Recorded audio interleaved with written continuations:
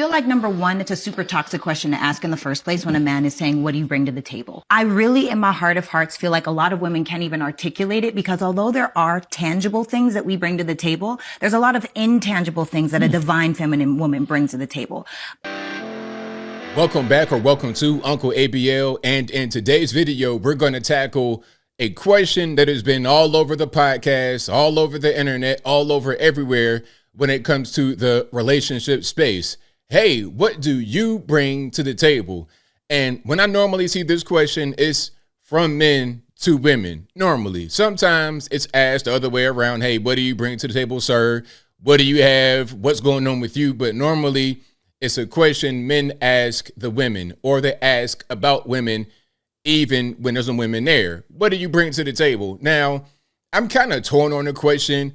Personally, I think that it does matter, although I'm not going to ask it. You understand? I'm not going to sit down with a young lady at a dinner table or cross from her and say, hey, what do you bring to the table? I'm not going to do that, but I'm going to figure out what she brings to the table, what she has to offer in different ways. Now, before I get into what I would ask instead of the specific question, what do you bring to the table? Let's check out the clip from a little bit earlier. This is on Ace Metaphors podcast called Tonight's Conversation. You guys feel free to leave some positive comments on their video. Anything positive or negative, you can leave right here on this video. But without further ado, let's go ahead and roll it. I feel like number one, it's a super toxic question to ask in the first place when a man is saying, what do you bring to the table? I really, in my heart of hearts, feel like a lot of women can't even articulate it because although there are tangible things that we bring to the table, there's a lot of intangible things that a divine feminine woman brings to the table. Now, I kind of agree with this. I agree with the fact that most women, when you ask them, really most people, you ask a man too, hey, what do you bring, sir? What do you have to bring to the table? They're normally not going to be able to articulate it because at that point, it's a matter of introspection and also just kind of appealing to what you would want to hear.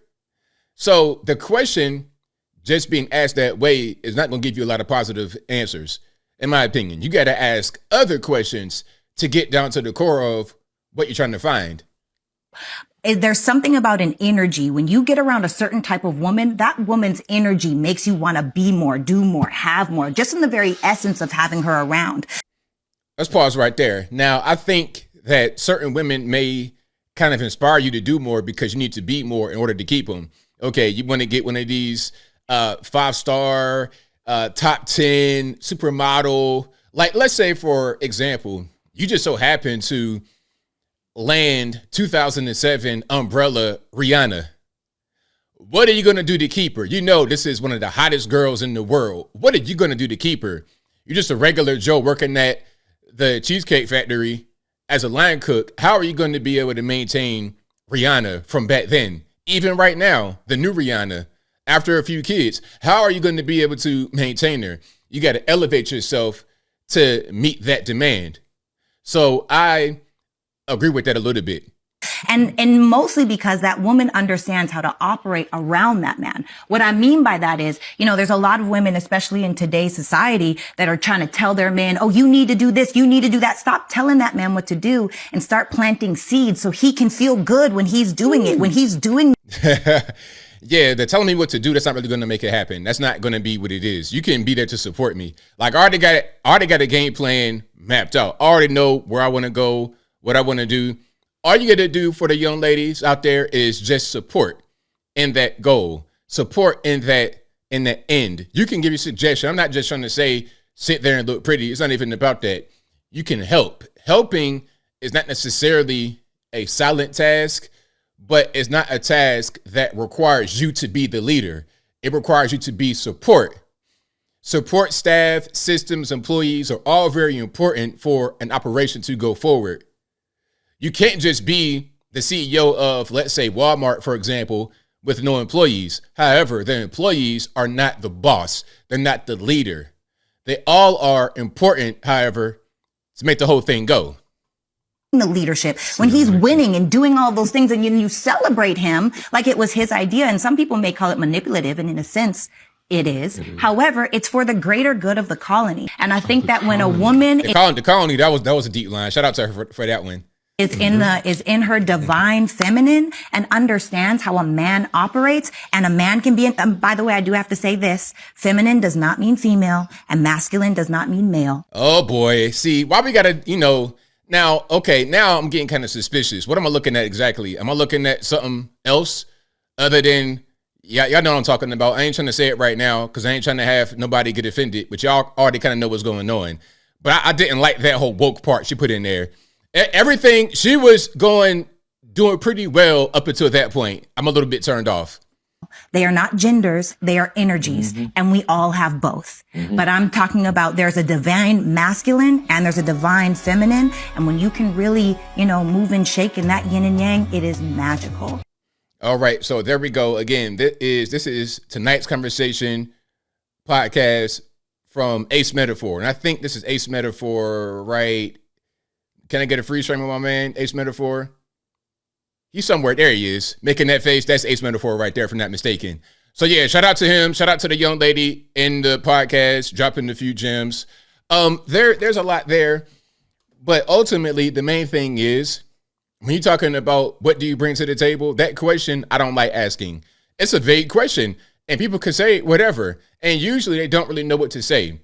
So a lot of times what'll happen on some of these podcasts, somebody will ask the young lady, hey, what do you bring to the table? She's kind of put on the spot. Bright lights, cameras, I don't know. I bring me. Then everybody wants to laugh and make fun, but she doesn't know what to say. What you should do is ask questions about her. Hey, where are you from? Did you have both parents? Did you go to school? That kind of thing. Ask her about herself. Ask her questions about her. Figure out, just get to know her. That's what you should do rather than asking that one vague question. Get to know the person. And then you'll be able to figure out, oh, okay, well, this makes sense for us to continue, to not continue, or whatever. All right. Here's an example.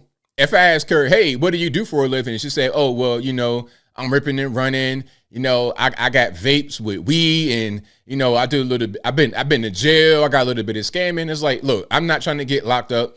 I'm not trying to make big rocks, little rocks, because I'm out here hanging out with you, nor am I trying to have your hood cousins that you were engaging in criminal activity with pull up on us at a certain place and rob me. I'm not trying to get set up. So you know what? That might not be who I need to be with. You got to do some kind of judgment at a certain point. Look at how they look. Look at how they dress. Look at how they talk. Look at how they behave.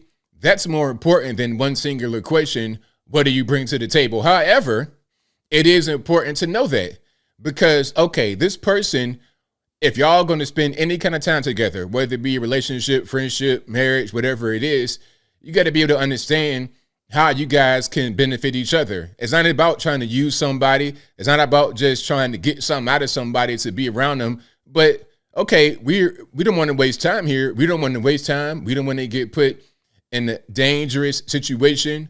We want to make sure that whoever we're spending time with makes sense to spend time with. So again, get to know them. Ask the right questions rather than vague questions. And that's pretty much all I got. If you like what you heard, please comment, rate, share, and subscribe. Peace.